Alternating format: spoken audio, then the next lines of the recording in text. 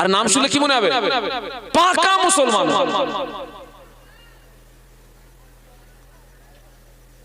বলছি হুজুর, জুমার নামাজ পড়ি আর না পড়ি সপ্তাহে তো 7-8 কেজি করে গোশতটা খাই। আমি বললাম তাহলে গরুর গোশত খেয়ে তুই মুসলমানের দাবি যদি করো তো তোমার চেয়ে তো বড় মুসলমান শগুন। শগুন শগুন আছে না, শগুন কি খায়? ওর চেয়ে তো অনেক খায়।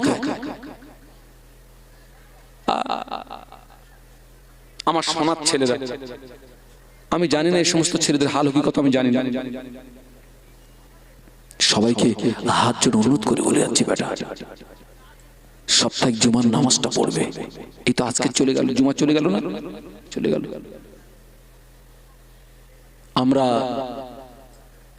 ইচ্ছাকৃত জুমার নামাজ ছেড়ে দেবো না। আমার সঙ্গে একমত কার? একটা হাত তুলে দেখান তো।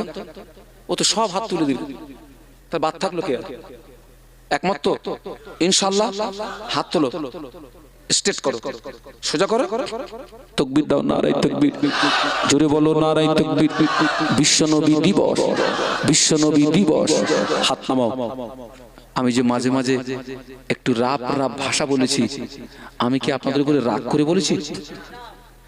মা সন্তানকে মারে কি রাগ করে? না তার জীবনের পরিবর্তনের জন্য। পিতা সন্তানকে মারে কি রাগ করে?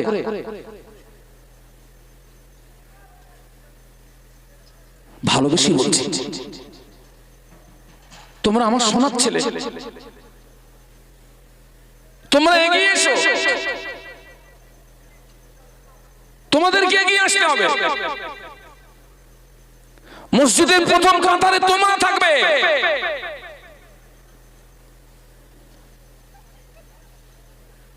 তবে তোমাদের দিলটা শান্তি হবে।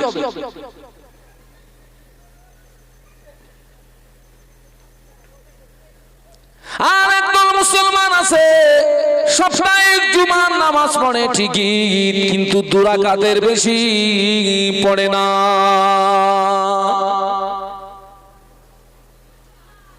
আপনাদের এখানে আছে নাকি এরকম? কারা কারা দুরাকাত পড়ে পালান একটু হাত তোলেন তো। দুরাকাত পড়ে পালায় কারা?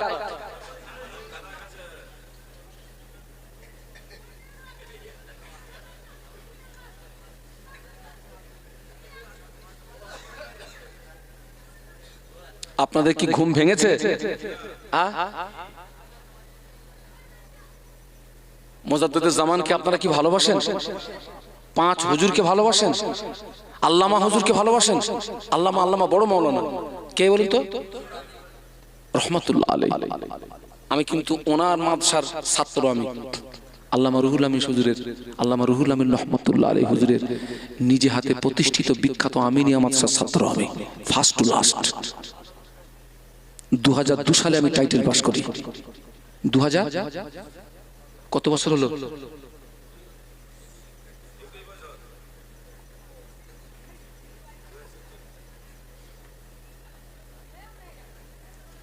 হাতে ধরে নয়,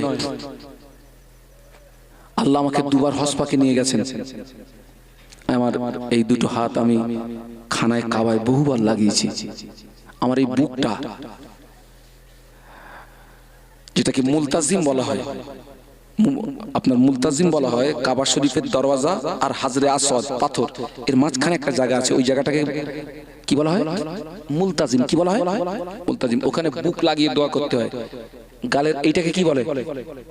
এইটা চাবালি বলে না? এটা লাগিয়ে দোয়া করতে হয়। আমার এই বুকটা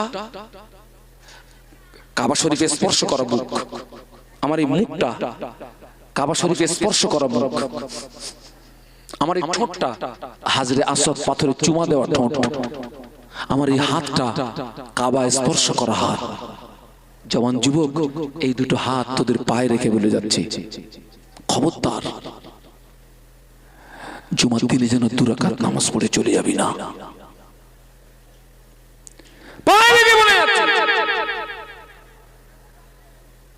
আজকের অধিকাংশ মসজিদগুলো দেখুন তো কি অবস্থা। ইমাম সাহেবের পিছনে ফরজ নামাজে মুসল্লির সংখ্যা থাকে যদি 500, 2 রাকাত হয়ে গেলে মুসল্লির সংখ্যা দাঁড়াচ্ছে 20 জন, আর সব আউট। এইখান থেকে কিছুদিন আগে আমি একটা জায়গাতে জুমার নামাজ পড়লাম, জায়গাটার নাম আখারপুর। কি বলেছি?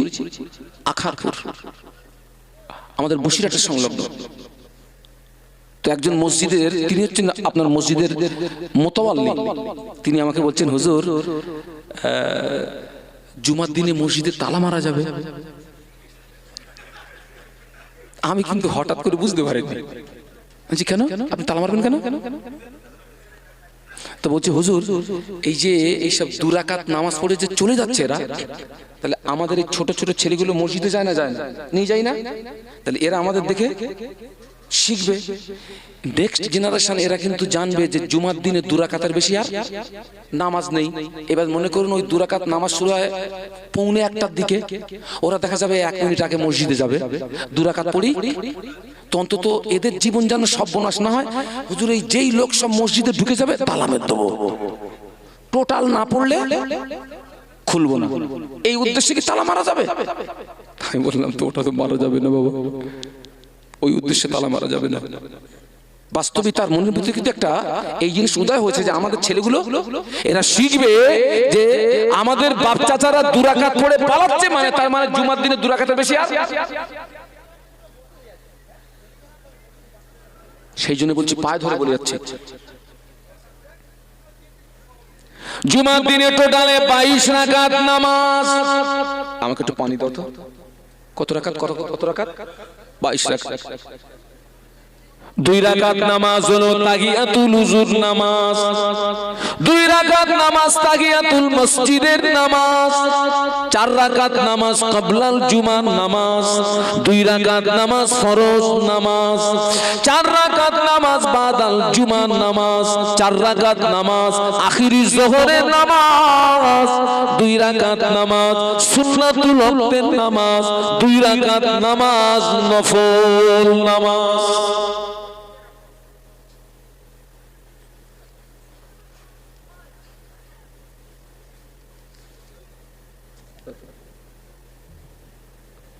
একবার দরুদ শরীফ, আল্লাহুম্মা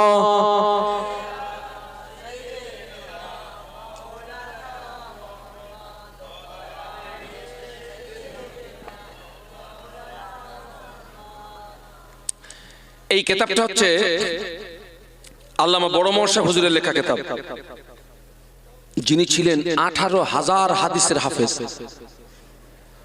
কত বলেছি বাবা? 18,000। যিনি 18,000 হাদিসের হাফেজ, যিনি প্রতিদিন তাহাজ্জুদের নামাজ কোনদিন মক্কা শরীফে পড়েছেন, কোনদিন মদিনা শরীফে পড়েছেন, আবার ফজরের নামাজটা বাড়ি এসে পড়েছেন। বলুন সুবহানাল্লাহ। হুজুর এই কিতাবে লিখেছেন মুজাদ্দিদুজ জামানের অনুমতিতে। আল্লামা বড় মওলানা সাহেব জীবনে 150-এর মতো কিতাব লিখেছেন, সব হচ্ছে মুজাদ্দিদুজ জামানের অনুমোদিত। মুজাদ্দিদুজ জামান বলেছে, বাবা বড় মাওলানা এই সম্পর্কে একটা কিতাব লেখো, এই সম্পর্কে একটা কিতাব লেখো, এই সম্পর্কে একটা কিতাব লেখো। হুজুর মুজাদ্দিদুজ জামান অনুমতি দিয়েছেন, আর ওনার অনুমতিতে আল্লামা হুজুর কি করেছেন? লিখেছেন। মুজাদ্দিদুজ জামান হচ্ছেন বসিরহাট হুজুরের পীর, তার মানে মুজাদ্দিদুজ জামান হচ্ছেন শিক্ষক, আর আল্লামা হুজুর হলেন ছাত্র। তো এই ছাত্র যখন শিক্ষকের দরবারে যেতেন, বসিরহাটের বড় মাওলানা যখন মুজাদ্দিদুজ জামান ফুরফুরা শরীফের দরবারে যেতেন, মুজাদ্দিদুজ জামান আল্লামা বড় মাওলানা সাহেব হুজুরকে দেখে দাঁড়াতেন। একটু সুবহানাল্লাহ বলতে পারলেন না? আরো জোরে বলুন। তার মানে শিক্ষক দাঁড়াতেন কাকে দেখে? এ তো উল্টো হচ্ছে না? হওয়া তো উচিত ছিল কি ছাত্র দাঁড়াবে, শিক্ষককে দেবে। বসিরহাটের বড় মাওলানা মুজাদ্দিদুজ জামানকে বলেছিলেন, হুজুর আপনি আমার পীর, আপনি আমার মুর্শিদ, হুজুর আপনি আমাকে দেখে দাঁড়ান কেন? আমার বড় লজ্জা গো, আমার বড় শরম গো। মুজাদ্দিদুজ জামান বলেছিলেন, ও বাবা বড় মাওলানা, তোমাকে দেখে সম্মান করি না বাবা, তোমাকে দেখে ইজ্জত করি না বাবা।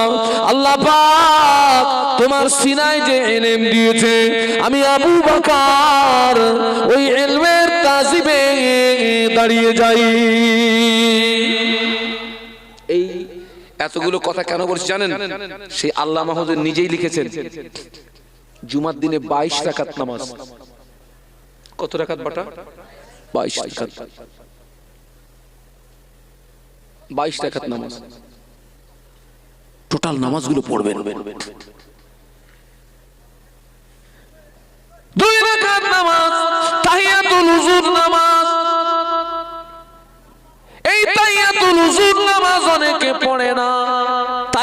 তাহিয়াতুল উযুর নামাজের গুরুত্ব কতটা দেখুন। আপনাদের অসুবিধা হচ্ছে না তো? আপনাদের কষ্ট হচ্ছে না তো? ও আমার ভাইরা, আল্লাহর নবী মেরাজে গেলেন।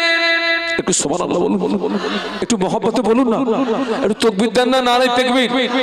ও আমার ভাইরা, মেরাজের রাতে আল্লাহর নবী জান্নাত পরিদর্শন করছিলেন। আল্লাহর নবীর সঙ্গে ফেরেশতা জিবরাইল আমিন আলাইহিস সালাম ছিলেন। আল্লাহর নবী জান্নাতের ভিতরে ঘুরছেন, কিন্তু আল্লাহর নবী লক্ষ্য করছেন ওই জান্নাতের ভিতরে একজন মানুষের পায়ের আওয়াজ শুনতে পাওয়া যায়, কিন্তু মানুষ দেখতে পাওয়া যায় না। একজন মানুষের পায়ের আওয়াজ শুনতে পাওয়া যায়, মানুষ দেখতে পাওয়া যায় না। আল্লাহর নবী জিবরাইলকে জিজ্ঞাসা করলেন, ইয়া আখি জিবরাইল, ও জিবরাইল, এই আওয়াজটা কিসের আওয়াজ? ফেরেশতা জিবরাইল আমিন আলাইহিস সালাম বললেন, ইয়া রাসূলুল্লাহ, হাবিবাল্লাহ, এই আওয়াজটা অন্য কোনো আওয়াজ নয়, এই আওয়াজটা হলো আপনার হাফসি বেলালের পায়ের আওয়াজ। জোরে বলো না, একটু মহব্বতে বলো না। আল্লাহ নবী বললেন বেলাল, আল্লাহ নবী বললেন জিবরাইল, আমি তো বেলালকে দুনিয়ায় দেখে এসেছি। বেলাল কোথায়? পায়ের আওয়াজ। ইয়া আখি জিবরাইল, ও ভাই জিবরাইল, বেলালকে তো আমি দুনিয়ায় দেখে এসেছি, পায়ের আওয়াজ জান্নাতে কি করে আসলো? আল্লাহ নবী একদিন বেলালকে ডাকলেন। আল্লাহ নবী বেলালকে জিজ্ঞাসা করলেন, ও বাবা বেলাল, কি ইবাদত করো বাবা, কি আমল করো বাবা, কি ইবাদত করো বাবা, কি আমল করো বাবা? আমি রাসূলুল্লাহ, আমি জান্নাতের ভিতরে তোমার পায়ের আওয়াজ শুনতে পেয়েছি। বেলাল রাদিয়াল্লাহু আনহু বলেছিলেন, ইয়া রাসূলুল্লাহ, হাবিবাল্লাহ, ইবাদত তেমন কিছু নাই, আমল তেমন কিছু নাই, তবে ইয়া রাসূলুল্লাহ, আমার জীবনের একটা বড় আমল, আমার উযু নষ্ট হলে আমি সঙ্গে সঙ্গে উযু করে নিই, আমি উযু করে নিয়ে আমি 2 রাকাত তাহিয়াতুল উযু নামাজ আদায় করে নিই। জোরে বলো না। হুজুর, আমার উযু নষ্ট হয়ে গেলে সঙ্গে সঙ্গে কি করি? জোরে বলো, জোরে বলো। উযু করে কি করি? 2 রাকাত। কোন নামাজ?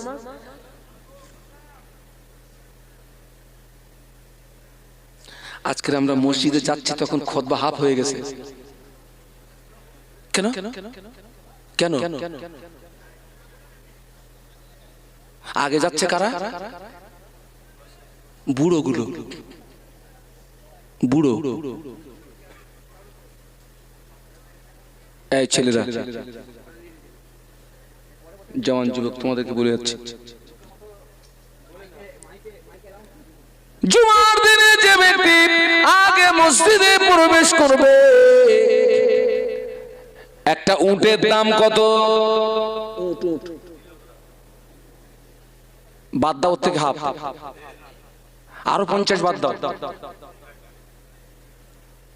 ও যুবকেরা, 1 লক্ষ টাকা যদি একটা উটের দাম হয়, যে ব্যক্তি জুমার দিনে আগে মসজিদে প্রবেশ করবে, একটা উট আল্লাহর রাস্তায় কুরবানি দিলে যে সওয়াব, আল্লাহ পাক ওই সওয়াব ওই বান্দার নামায় আমলে দান করবে।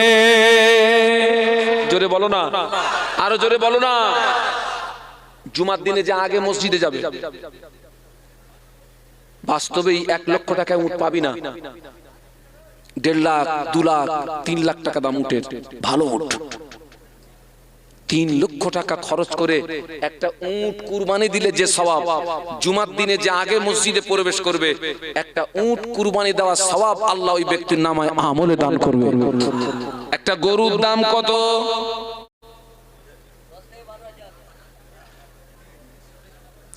ও যুবকেরা, 1 কুইন্টাল ওজনের একটা গরু যদি না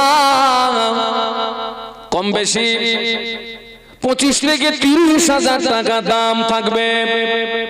যে ব্যক্তি জুমার দিনে দ্বিতীয় জুমায় মসজিদে প্রবেশ করবে, একটা 30,000 টাকা দিয়ে গরু কুরবানি দিলে যে সওয়াব আল্লাহ পাক ওই বান্দার নামায় আমলে ওই সওয়াব দান